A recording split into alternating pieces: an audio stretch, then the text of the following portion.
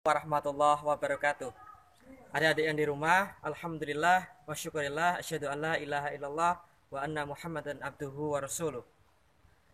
Adik-adik yang di rumah, alhamdulillah pada kali ini kita semuanya diberikan kesehatan oleh Allah Subhanahu wa taala dalam keadaan sehat walafiat sehingga kita bisa belajar bersama lagi. Walaupun dalam pandemi COVID-19 ini kita masih diberikan kesempatan oleh Allah untuk belajar bersama. Anak-anakku semua, pada kali ini kita akan belajar fikih untuk kelas 4. Pada pertemuan yang pertama ini kita akan membahas tentang alat-alat bersuci.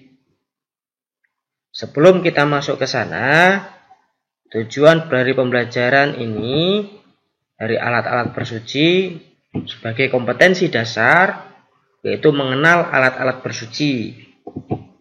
Indikator pencapaian agar kalian mampu menjelaskan tentang macam-macam air.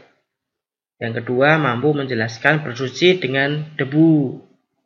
Yang ketiga, mampu menjelaskan apa itu istinja. Alat-alat bersuci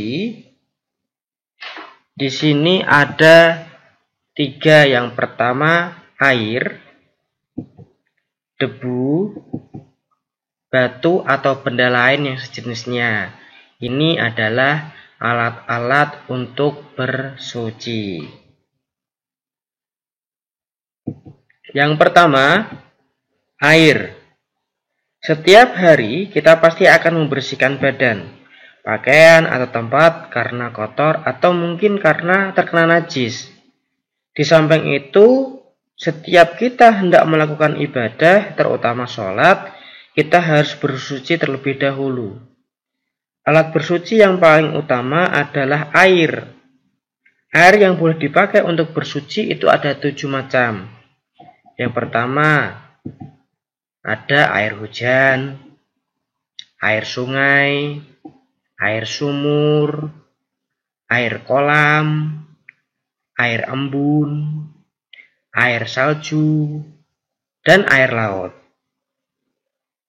Di sini, air-air juga dibagi menjadi beberapa bagian untuk mensucikan. Pembagian air. Pertama, air suci dan mensucikan atau disebut dengan air mutlak, yaitu air yang suci dan sah digunakan untuk mensucikan atau membersihkan badan, pakaian, tempat atau benda lain, ya, seperti air hujan, air laut, air sumur, air es yang sudah mencair, air embun, dan air yang keluar dari mata air selama tidak berubah sifatnya. Apa itu sifatnya? Baik warnanya, rasanya, maupun baunya. Jadi tidak ada perubahan pada air itu sendiri. Namun ada 4 perubahan sifat air, baik itu berubah warnanya, rasanya, dan baunya, tetapi sifat air itu tetap suci dan mensucikan. Yang pertama, berubah karena tempatnya, seperti air yang tergenang atau mengalir pada batu belerang. Walaupun tampak berubah, baik itu warna dan rasanya serta baunya, ini tidak mempengaruhi kesucian pada air itu sendiri. Yang kedua, berubah karena lama tersimpan, seperti air yang ada di dalam kolam. Itu juga tetap suci dengan syarat tidak terkena najis. Yang ketiga, berubah karena sesuatu terjadi padanya. Berubah disebabkan karena ada ikan di dalam kolam itu atau ada kembang. Itu tidak mempengaruhi sifat air. Yang keempat, berubah karena tanah yang suci. Ini juga tidak mempengaruhi kesucian dari air.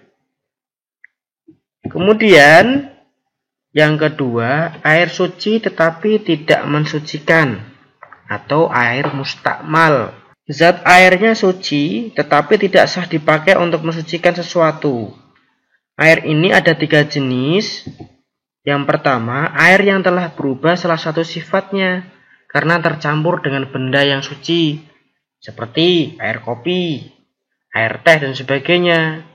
Air itu suci karena digabungkan menjadi zat yang berbeda, maka tidak sah digunakan untuk bersuci. Yang kedua, airnya karena terlalu sedikit, yaitu airnya kurang dari 1 kulah.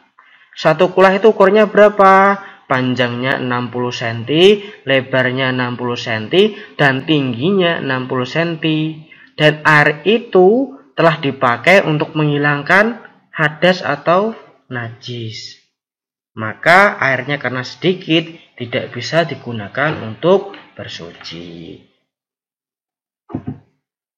Bisa digunakan bersuci, namun harus dikucurkan, dipancurkan. Kemudian yang ketiga, air pohon-pohonan atau air buah-buahan, ya. Air pohon-pohonan atau air buah-buahan seperti air nira, air kelapa, dan sebagainya, di situ tidak bisa digunakan untuk bersuci karena itu air dalam pohon atau dari buah-buahan.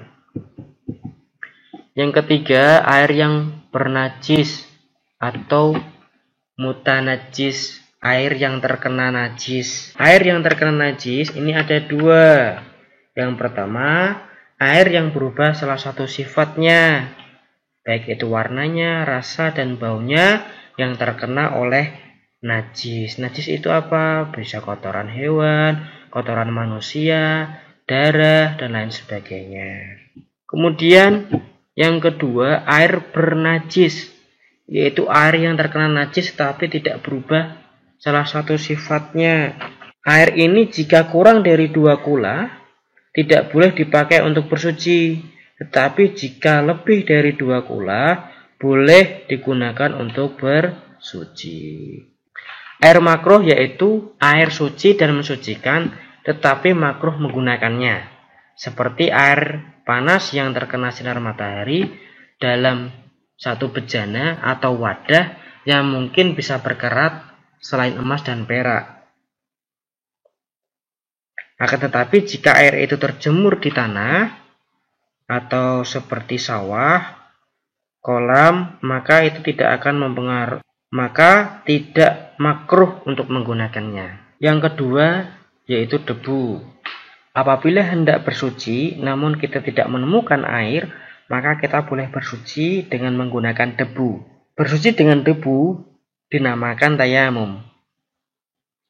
Fungsi debu sebagai tayamum, yang pertama sebagai pengganti wudhu.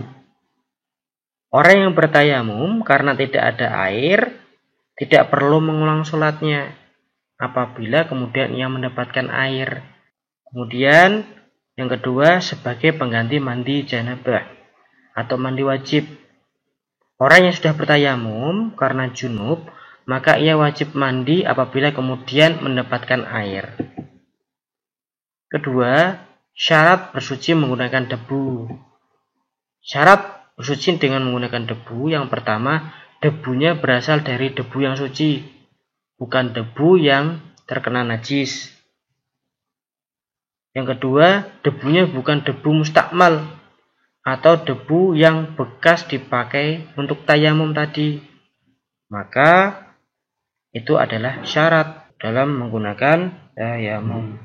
Ketiga, batu atau benda sejenisnya.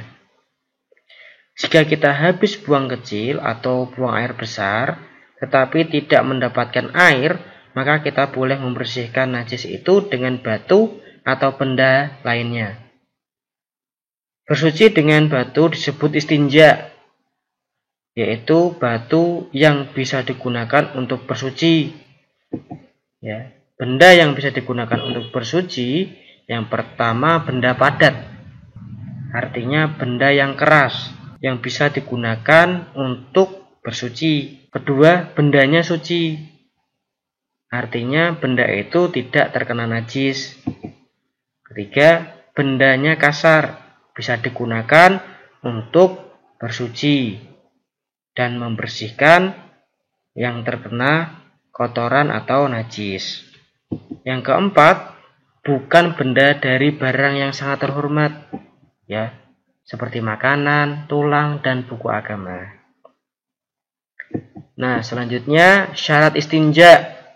Syarat istinja yang pertama ada 3. Yang pertama, menggunakan 3 buah batu atau 1 batu yang memiliki 3 permukaan atau benda lain seperti tisu, daun kering, kertas, dan lain sebagainya. Yang kedua, dilakukan sebelum kotorannya kering sehingga mudah untuk dibersihkan.